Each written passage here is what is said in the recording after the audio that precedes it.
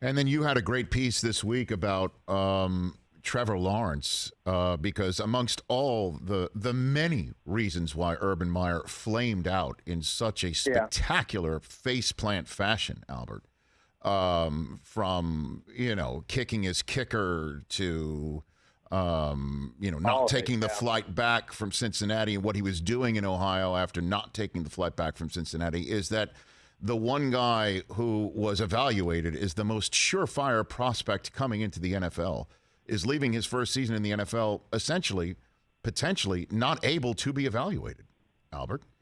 And so you had quite a piece on that. I want to give you the floor on what you found out about what people think of Trevor Lawrence's first year and viability moving forward for Jacksonville. Yeah, sure. So I talked to a number of different scouts, coaches that have played against him this year.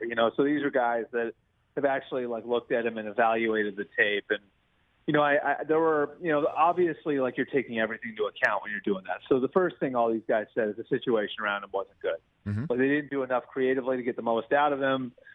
The skill talent around him wasn't very good. Losing DJ Chark, was a big deal. Because they didn't have a ton to threaten defenses with to begin with. So there's all of that.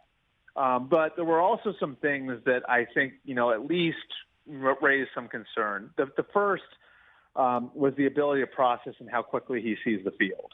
And, I think part of the evaluation at Clemson wasn't that he couldn't do it. It was that you didn't see him do it. And that at Clemson, the offense is sort of simple, and it was designed to have the quarterback get the ball out really quickly. And he really wasn't going through full field reads there. And so, what teams had sort of noticed watching him is, man, he's a little slower processing than we thought he would be. He's not seeing it as fast as we would like. Now, that's something that can be learned over time, but it's something that definitely showed up. The processing wasn't as fast as you'd hope it would be coming out of college. Then the second thing was, his athleticism hasn't translated to the NFL the same way some people thought it would. And you watched him enough at Clemson to know, Rich, he was a real run threat, he made a lot of plays with his feet at the college level. Yeah. And that 31-0 win, as a matter of fact, if I'm not mistaken. No. Oh, that was Deshaun. My bad. Okay, yeah, my bad. It was the second loss to Clemson, but we did wind up getting him. Yeah. But I mean, that ability to create on your own, to create yardage, to escape, to buy time to throw, it just hasn't translated as much. And maybe that's just not being as comfortable with what you're doing and everything around you the same way he was at Clemson.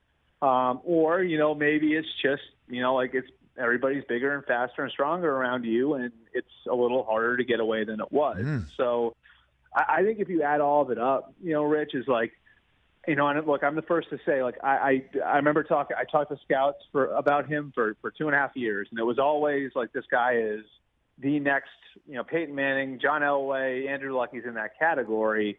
What I'm getting back now is, he's a little more raw than we thought. So the talent's there, but when you add up everything that I just said, it's just he is sort of more of prospect than ready-made player, if that makes sense. So who gets the golden ticket that Urban torched? Who gets the golden ticket, you think, to coach him? To coach him? Yeah. Well, I mean, part of the problem, Rich, is that they are keeping their general manager in place. And, that issue has already come up, in my conversations over the last 2 weeks. There are coaches who flat out aren't going to go there because Trent Baalke's there, and that's with a generational type of prospect in Trevor Lawrence at the position. Wow.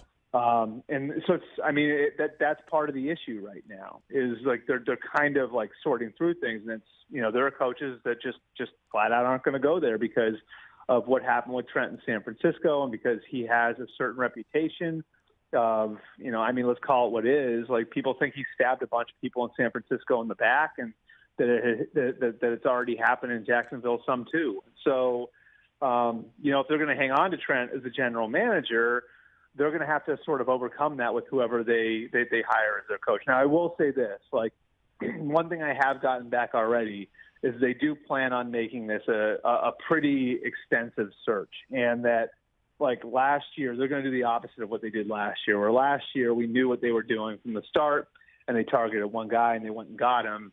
This year, I think they really want to go into it and talk to a lot of people, and they've already talked to a lot of people, and kind of go through a full process and make a decision that way.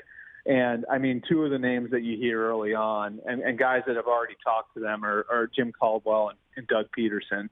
And obviously both those guys have extensive history working with quarterbacks, so that would be a plus. But I think more than anything else, like, you know, finding somebody who can come in and sort of calm things down in what's been a pretty chaotic year is job number one. Hey, you watched all the way to the end. Thanks for that. Watch more right here.